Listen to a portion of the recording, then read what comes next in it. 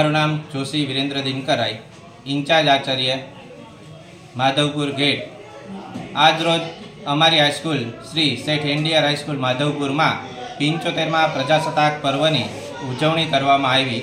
આ અંતર્ગત અમારી શાળામાં શ્રી ગામના સરપંચ શ્રી ભનુભાઈ લખુભાઈ ભુવા દ્વારા ધ્વજવંદન કરવામાં આવેલું હતું। ગામના અગ્રણીઓ, દરેક પે સેન્ટર શાળાના આચાર્યશ્રીઓ તથા અમારી શાળાના સ્ટાફે આ કાર્યક્રમને એકદમ સરસ રીતે સંપન્ન કરેલો હતો।